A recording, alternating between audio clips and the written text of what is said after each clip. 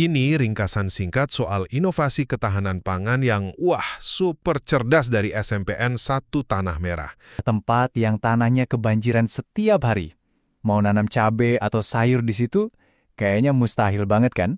Tapi, gimana kalau saya bilang ada sebuah sekolah yang nggak cuma berhasil melakukannya, tapi juga pakai bahan baku utama yang justru dianggap sampah oleh semua orang? Oke yuk, kita bedah bareng kisah inspiratif ini. Nah, ini nih dia pertanyaan intinya. Di daerah pesisir yang kena pasang surut, menanam langsung di tanah itu udah pasti resep kegagalan. Akarnya bisa busuk, nutrisinya kesapu bersih sama air. Jadi, gimana caranya kita bisa menumbuhkan bahan pangan di tempat yang seolah-olah menolak untuk ditanami? Well, yang jenis banget dari cerita ini adalah solusinya yang ternyata sederhana. Lahan selalu kebanjiran? Ya sudah, kebunnya diangkat aja ke atas, dibikin bertingkat. Nggak ada tanah yang subur? Gampang, bikin sendiri aja. Dan bahan bakunya? Sesuatu yang selama ini cuma dianggap masalah, sampah lokal yang melimpah. Oke, pertama-tama kita kenalan dulu sama lokasinya. Kecamatan Tanah Merah. Ini adalah sebuah tempat yang unik, penuh dengan paradoks. Masalah ini adalah sebuah sekolah menengah pertama lokal, SMPN 1 Tanah Merah. Bukan korporasi raksasa, tapi para guru dan siswa-siswinya yang melihat masalah ini di halaman belakang rumah mereka sendiri dan memutuskan oke, kita harus berbuat sesuatu. Inilah yang bikin ceritanya jadi terasa dekat dan inspiratif banget.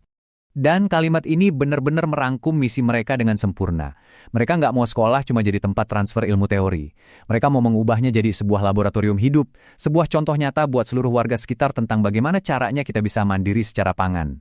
Sekarang, kita masuk ke inti dari inovasinya. Bagian paling kerennya, sebuah media tanam khusus yang 100% dibuat dari bahan-bahan yang tadinya cuma dibuang gitu aja.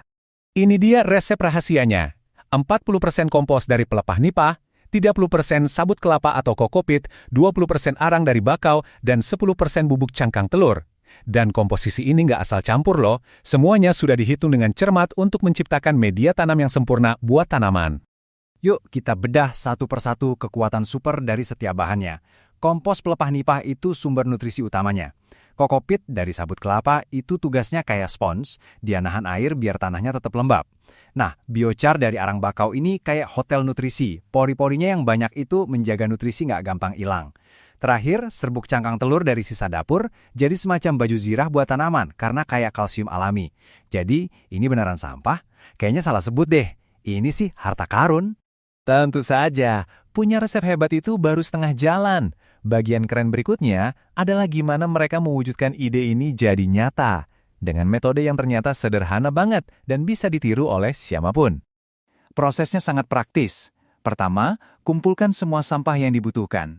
Kedua, olah dan racik bahan-bahan itu sesuai resep tanah ajaib tadi. Ketiga, tanam bibitnya ke dalam polybag atau bahkan kaleng cat bekas. Dan yang paling penting, langkah keempat, taruh semua tanaman itu di rak-rak yang tinggi biar aman dari banjir pasang, lalu tinggal dirawat secara rutin. Simpel kan? Dampak dari proyek yang kelihatannya sederhana ini ternyata jauh lebih besar dari sekedar panen beberapa kilo cabai. Ini soal menanam benih-benih perubahan untuk masa depan. Dampak pertama yang paling kelihatan, ya kemandirian pangan. Ini adalah contoh sempurna ekonomi sirkular dalam skala super lokal, mengubah masalah limbah menjadi solusi pangan. Dan tentu, ini bukan sulap ya, semuanya butuh proses dan kesabaran. Dari mulai tanam sampai bisa panen, itu butuh waktu sekitar 70-90 hari. Ini juga jadi pelajaran penting bahwa hal-hal baik itu butuh waktu dan ketekunan. Jadi, apa pelajaran utama yang bisa kita petik dari sini? Kisah dari SMPN 1 Tanah Merah ini seperti sebuah cetak biru yang luar biasa. Ini membuktikan bahwa solusi terbaik itu seringkali ada di depan mata kita. Inovasi itu nggak harus mahal dan rumit untuk bisa berdampak besar. Dan yang terpenting, pendidikan bisa menjadi mesin penggerak yang membuat sebuah komunitas jadi jauh lebih kuat dan tangguh. Pembahasan ini pun meninggalkan kita dengan satu pertanyaan penting untuk direnungkan. Kalau sebuah sekolah bisa mengubah pelepah nipah dan cangkang telur menjadi makanan, potensi tersembunyi apa yang ada di sekitar kita, yang selama ini kita anggap sebagai sampah? Jangan-jangan, solusi untuk masalah terbesar kita justru ada di tempat yang paling tidak kita duga.